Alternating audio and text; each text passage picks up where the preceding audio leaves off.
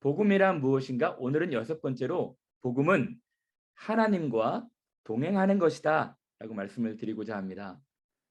여러분, 우리 일상에서 기쁜 소식들은 많이 있을 겁니다. 어떤 문제가 해결되거나 소원이 성취되거나 건강이 회복되는 등 기쁜 소식들은 많은데, 복음 중에 복음, 성경이 가르치는 복음, 기독교 복음은 항상 천국 복음입니다. 천국 관련된 복음인 것이죠. 그래서 제가 복음이라고 하면 꼭 3가지 측면에서 보아야 된다고 말씀을 드렸죠. 복음은 천국, 하나님 나라와 관련된 것입니다.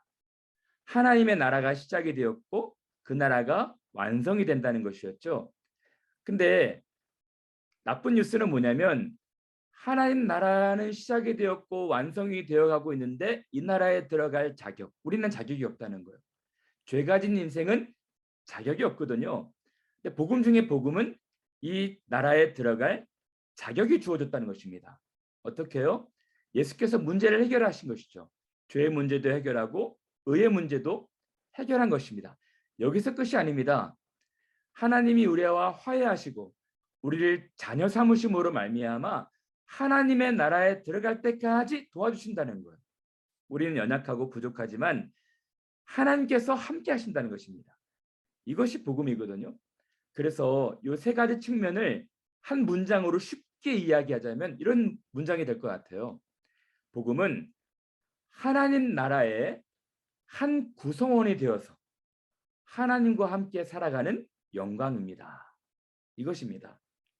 여러분, 이제 복음에 대해서 클리어하게 다른 사람들이 물어보면 정확하게 대답했으면 좋겠어요. 복음은 하나님 나라에 우리가 한 구성원, 시민, 백성, 자녀가 되어서 하나님과 함께 동행하는, 살아가는 영광입니다. 여러분, 복음은요, 3분 하나님이 하신 거예요. 이 일들을 가능하게 하신 것은 우리가 아니었고요, 3분 하나님이셨습니다. 먼저는 성부 하나님, 하늘에 계신 우리 아버지 하나님께서 그 나라 시작하시고 완성하시는 거예요. 또 2번째는 성자 예수님, 이 하나님의 영광스러운 나라에 들어갈 자격을 예수께서 주신 것입니다. 죄의 문제도 해결하시고 의의 문제도 해결하셨죠. 그리고 오늘 다룰 성령 하나님, 이 하나님의 나라에 들어갈 자격은 예수님께서 주셨고 이 나라에 들어갈 때까지 동행하시는 분은 바로 성령 하나님이라는 것입니다.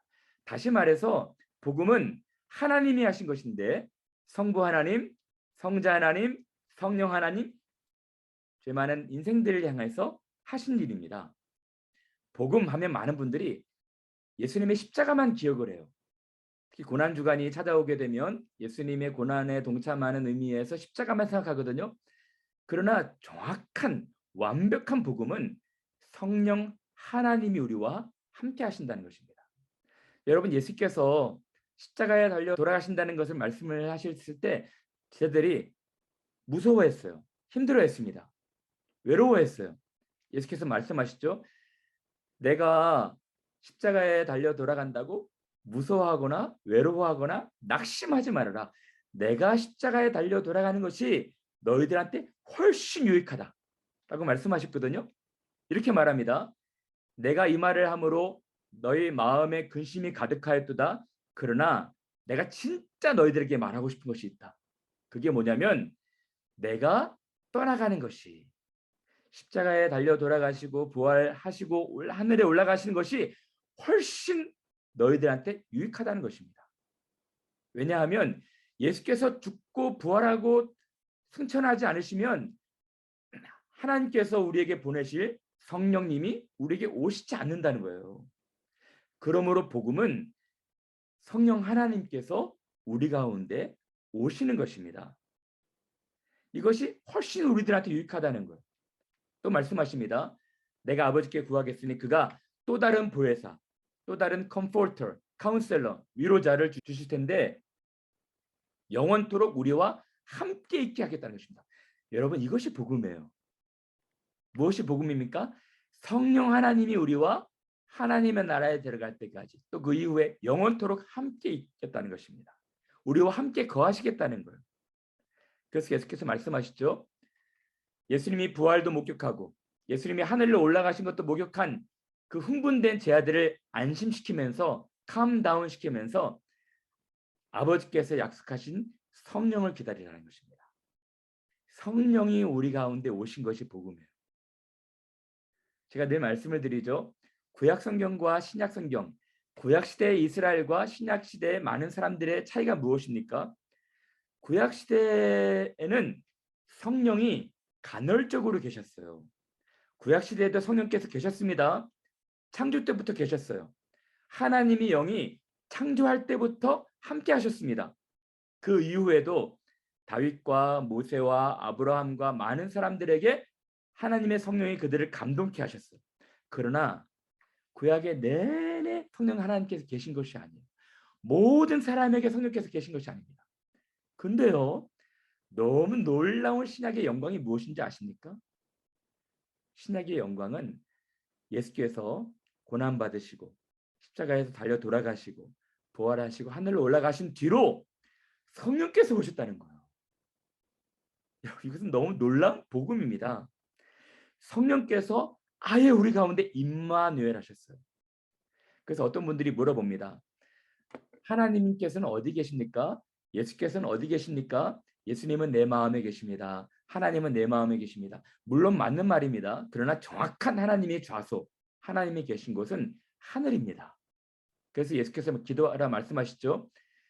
너희는 이렇게 기도하라. 하늘에 계신 우리 아버지요. 예수님은 어디 계실까요? 정확하게 예수님께서 계신 곳은 우리 마음이 아니라 하늘 보좌 우편에 앉아 계신 거예요. 그렇죠? 그럼 정말 우리 마음속 우리와 함께 계신 분은 누굽니까? 성령 하나님이신 거예요.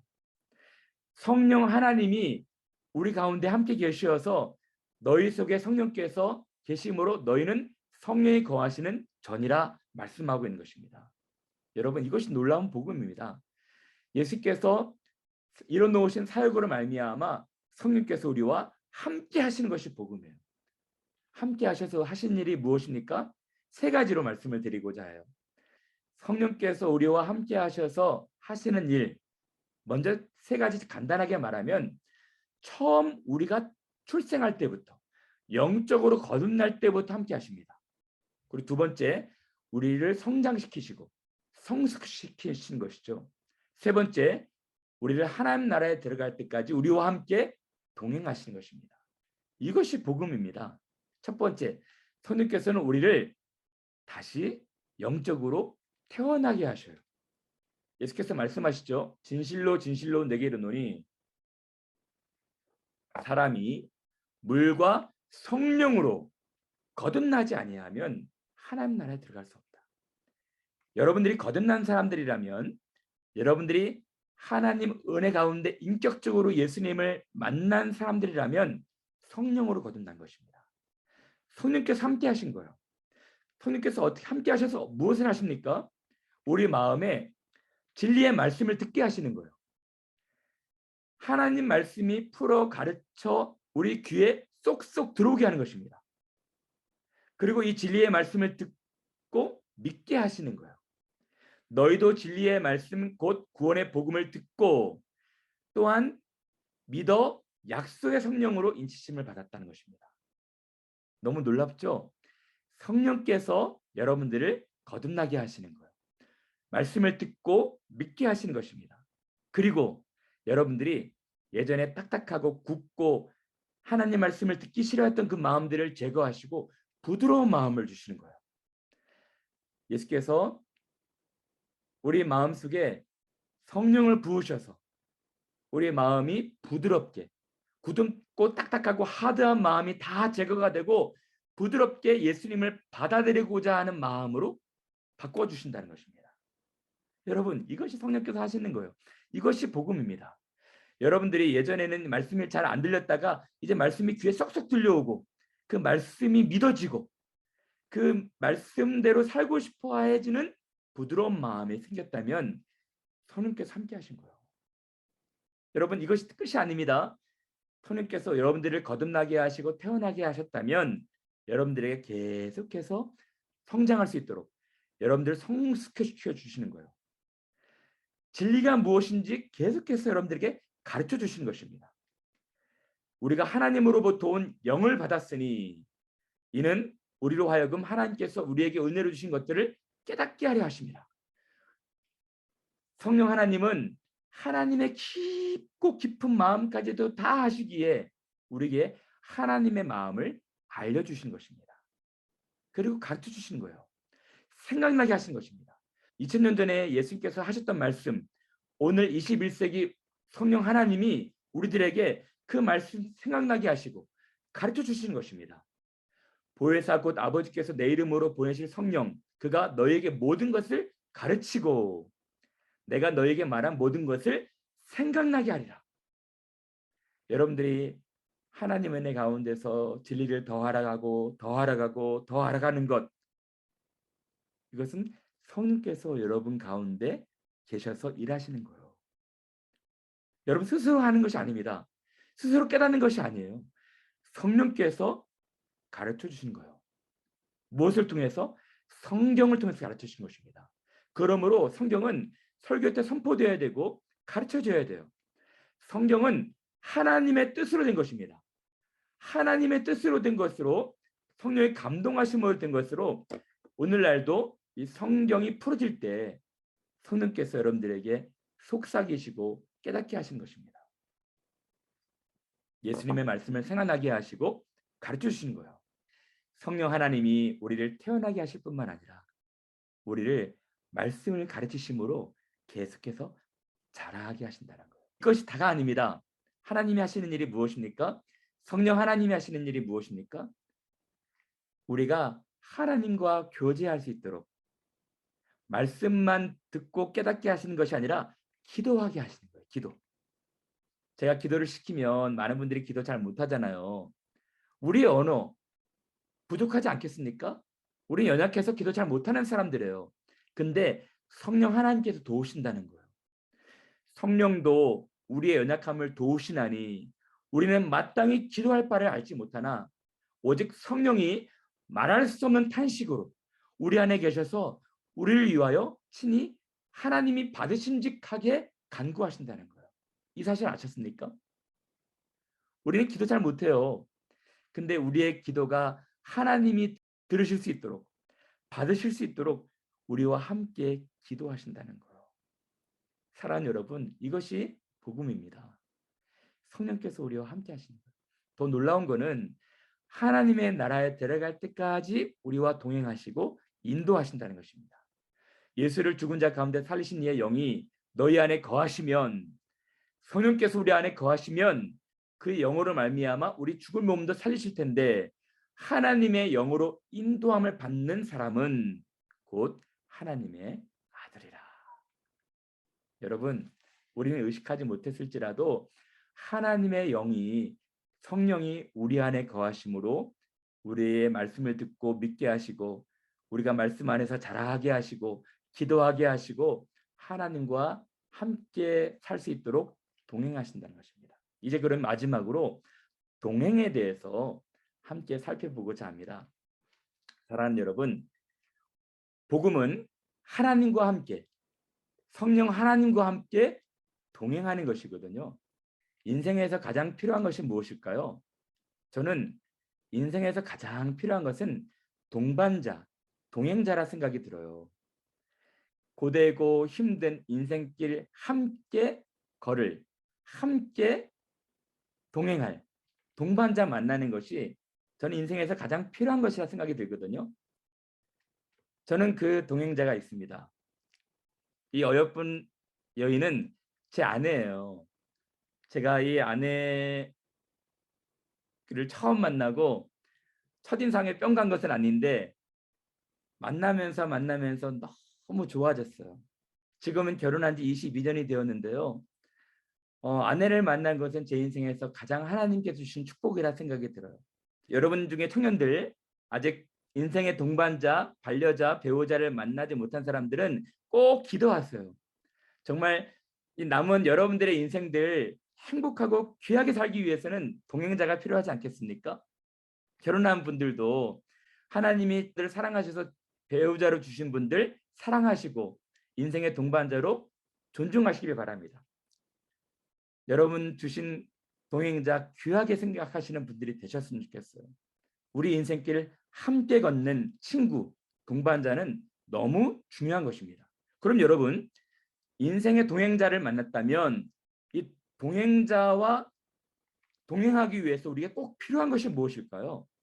그것은 우리가 가야 될 방향을 합의하는 것입니다. 무슨 뜻이냐면 한 사람이 이제 걸어가야 될 방향, 걸어가야 될 길, 함께 동행하는 사람과 합의가 돼야 돼요. 여러분, 여행 갈 때 행선지, 여행 동반자들과 행선지를 서로 합의하지 않습니까? 이태리를 가야 될지, 프랑스를 가야 될지, 스페인을 가야 될지 행선지를 서로 합의하고 동행하잖아요. 마찬가지로 우리 인생의 동행자와 인생의 방향, 인생의 길에서 합의는 필요한 것입니다. 저는 우리 아내랑 만나서 결혼을 같이 이렇게 이야기를 많이 했는데 아내가 고민이 많았어요. 어떤 고민이었냐면 아내는 한 번도 목회자 아내가 된다는 걸 생각해 보지 못했다는 거예요. 그래서 기도할 시간을 좀 달라 하더라고요. 목회자 아내는 한 번도 생각해 보지 못했다는 거예요.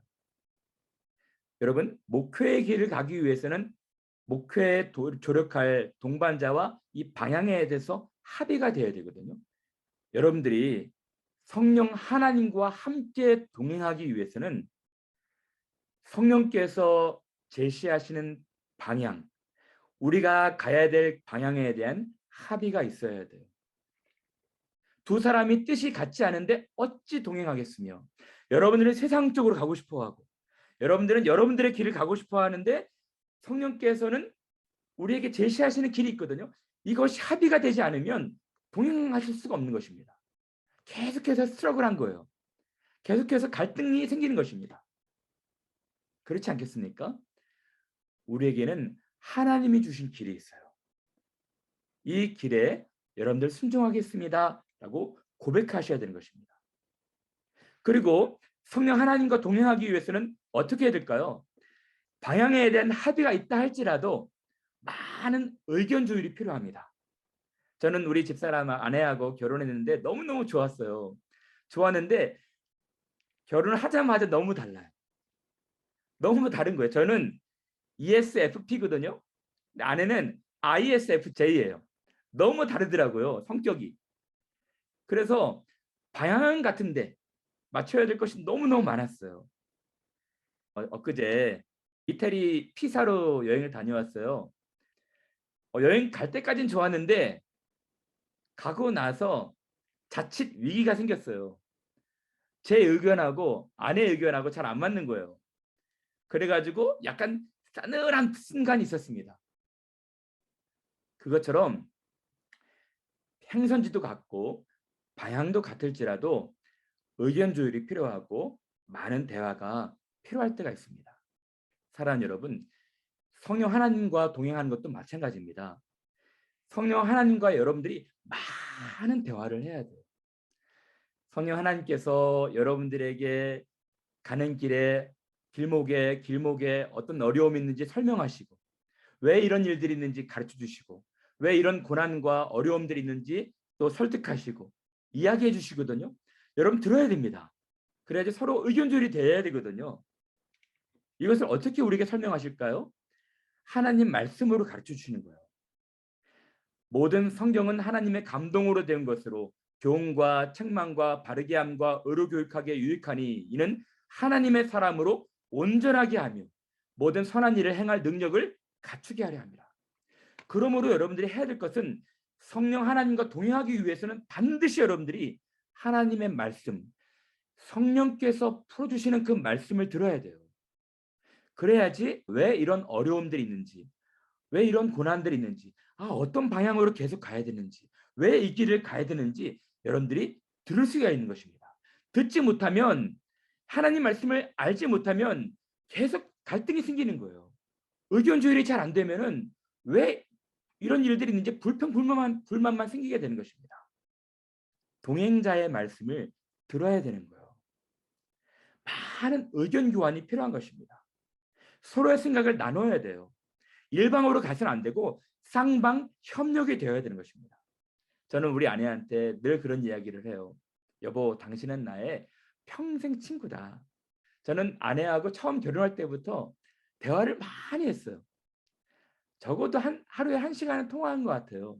그리고 서로 만나면 이야기하고 처음에는 제가 이야기를 많이 했거든요.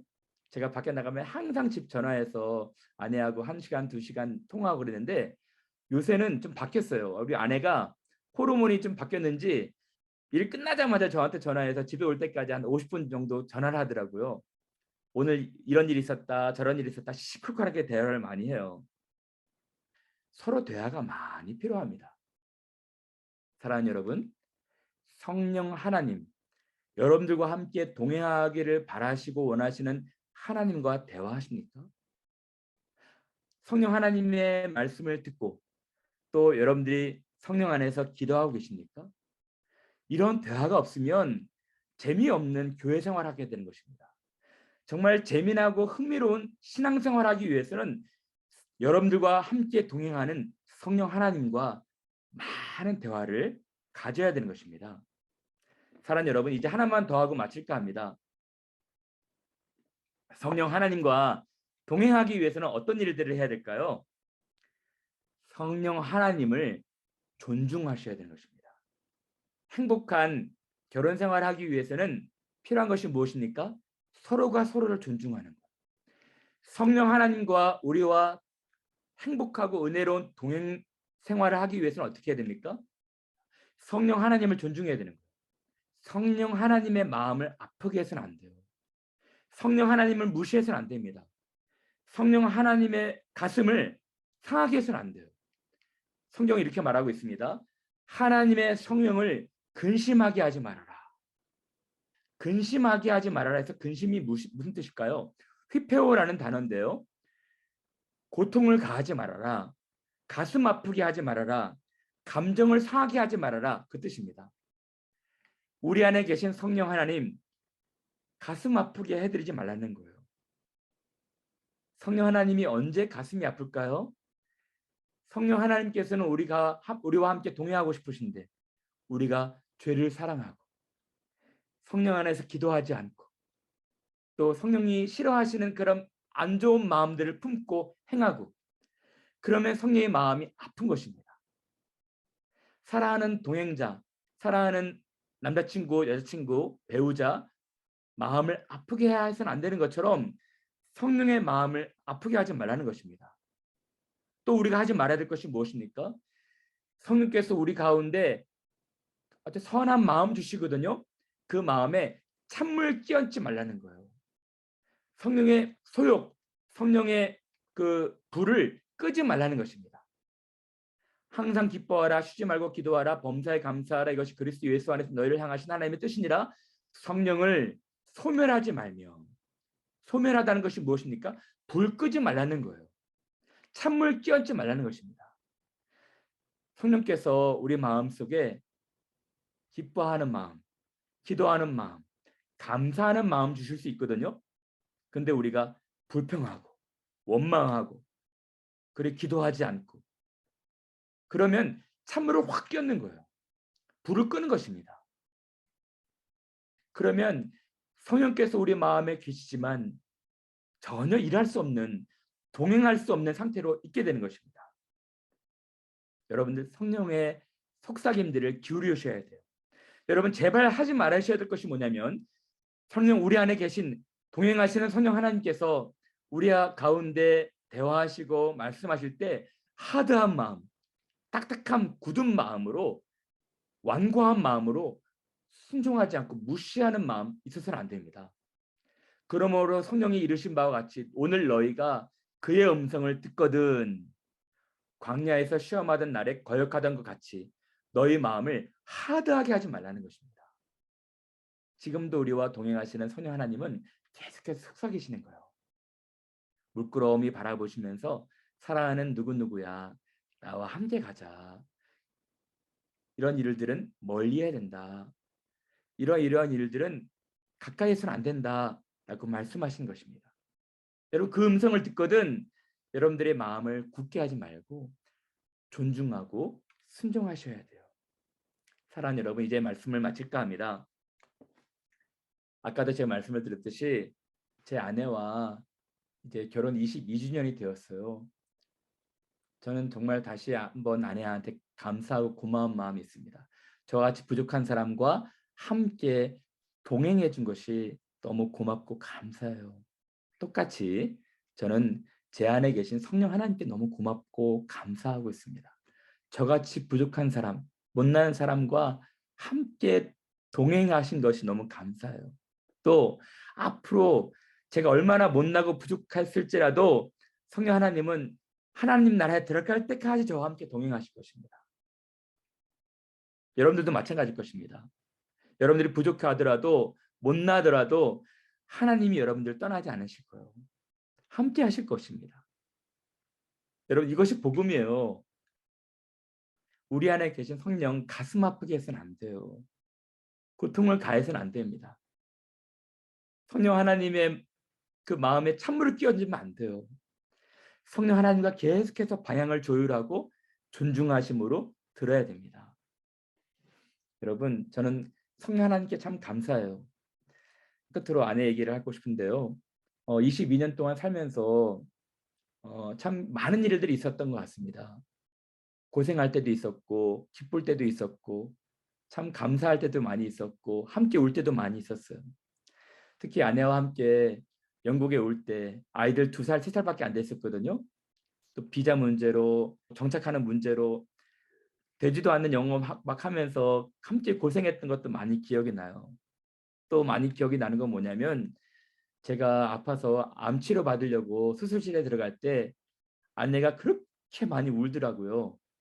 수술실을 떠나보내고 나서 4시간 동안 계속 기도할 수밖에 없었대요. 그런 아내가 저는 너무너무 고맙습니다. 같이 고생했던 기억들이 많이 나요. 또 함께 기뻤던 일들, 자녀들 대학에 입학했을 때, 얼마 전 은표도 또 대학에 입학 소식을 받았을 때 함께 너무너무 보고 행복했던 기억이 많이 납니다. 사랑하는 여러분, 여러분들도 성령 하나님과 함께 동고동락하는, 함께 웃고 함께 울고 함께 기쁘고 함께 슬퍼했던 그런 스토리가 있어야 됩니다.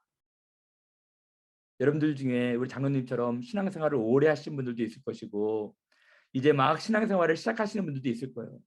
정말 중요한 거는 우리 안에 계신 성령 하나님과 함께 스토리를 만들어가는 거예요. 기쁠 때 함께 웃고 슬플 때 함께 이 슬픔의 장애물들을 잘 겪어나가고 그래서 여러분들과 함께 동행하시는 성령 하나님과 함께 웃고 함께 우는 그런 친근함들이 있어야 됩니다. 그 성령 하나님이 여러분들과 함께 하나님 나라에 들어가실 때까지 동행하실 거예요. 사랑하는 여러분, 복음이 무엇입니까?